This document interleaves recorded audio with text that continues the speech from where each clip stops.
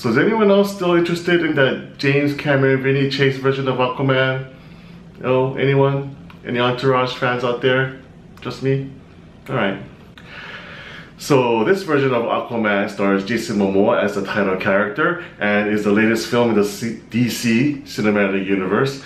And Jason Momoa is Arthur Curry, who is the son of an Atlantean queen as well as a human father. Now he is the rightful heir to the throne, but he doesn't want to have anything to do with Atlantis. He's comfortable with his human life, but then his half-brother, who is played by Patrick Wilson, wants to wage war on the surface world. So now, of course, Arthur Curry has to go in and stop that war by claiming his right to that throne of Atlantis. Now, of course, we all know in the past that Aquaman is a character that's been made fun of. You know, he talks with the fishes, he rides on a seahorse, he has a goofy costume. He was never one of the cool guys. I mean, even Big Bang Theory nerds were making fun of him in costume parties. I've said this before and I'll say it again.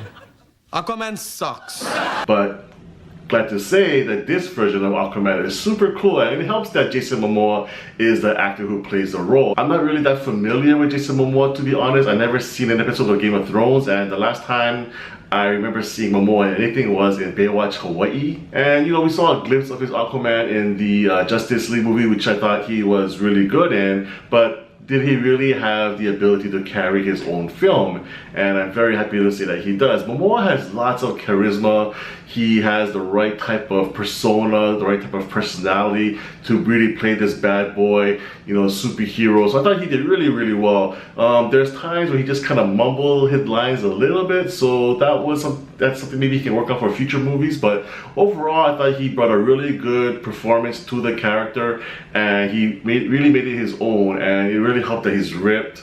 He's got the tattoos. He looks like got the long hair. He's a rebel. So girls are gonna love him. Guys are gonna really be impressed with him, and you know, he just made to be a really good overall hero. The supporting cast is also really solid. I really like Nicole Kidman, who played his mom, and it was really kind of cool to see Nicole Kidman, who's always usually kind of reserved and conservative, and she just went all balls out and had a few action scenes herself, and that was really cool to watch. Willem Dafoe is always great. Patrick Wilson was pretty good as the half-brother, and you know, the overall cast was really good. And the one weakness I would say, it would be Amber Heard. You know, her performance was kind of wooden to me. She didn't bring too much personality to her character of Mera, who is supposed to be the love interest of Aquaman, so I thought she was alright. But overall, the performances by the cast was pretty good, and what I really liked about this movie was that the overall tone was just so fun. Director James Wan, who has made a career of directing some really great horror movies with the Conjuring series and the Insidious series, and he's also directed the latest Fast and the Furious movie. He brings a really unique vision to the film, and you know, he takes what was known to be really goofy source material and really makes it cool, and that's really kudos to him as a director and a visionary for this character. Speaking of visionary, the CGI is really, really excellent. I thought there were a few times where it was a little cartoony, but that's okay because the overall tone of the film is very cartoony, and that lends to the overall tone of being really, really fun, which is the bottom line for this movie. It's an enjoyable time, and there's lots of humor in it, and it's well played. The action scenes are really, really fantastic, especially this one scene when they're in Morocco, I think they were, don't quote me on that, but it's a scene where Black Manta comes in and the troops are trying to attack both Mera and Aquaman. That scene was just boom, awesome, mind-blowing, like, whoa, that's pretty cool, man. So the action overall is well done. All the underwater scenes, the whole world they create with the lore of Atlantis, that was well done as well. So the overall tone is a really great origin story. It tends to be a little long-winded at times, which is why the film does clock in at about 2 hours and 20 minutes, I believe. It could have been maybe 10 minutes shorter, but I was never bored. The world did fascinate me. I was really engaged in the characters and the story. And the story itself, it's pretty simple. It's about a brother.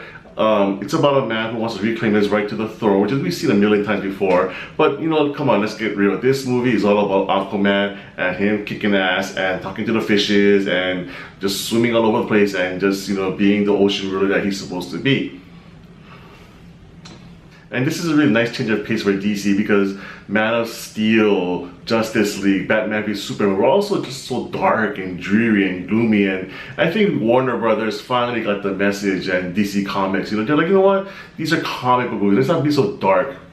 Let's not be so gloomy. Let's bring some cheer, let's bring some fun, which they did with Wonder Woman and now with Aquaman. And I would like to see this pattern going forward where these individual hero movies have this really lighter tone. And I'm not saying you gotta be Marvel, you know, yeah, feel free to make your own mark and make your own style of movies, but you know, don't make it so damn, you know, boring and dreary. No one likes that. You know, everyone wants to have a good time. So, and then there are previews for Shazam in front of this movie as well, and Shazam looks to be pretty fun too. So, you know, Aquaman is a great time. The action kicked ass. Momoa is really good in it.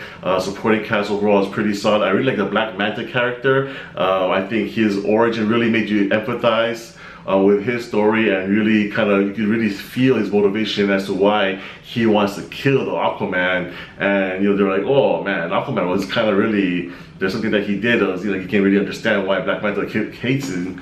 So that motivation was really well fleshed out.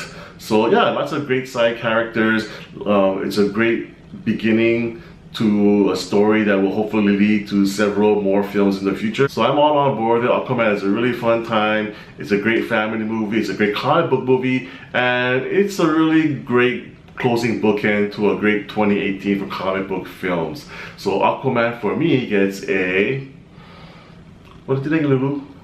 Gets an 8 out of 10. Thanks so much for watching my review. If you haven't done so already, please subscribe to my channel MC on Film for more movie reviews in the future.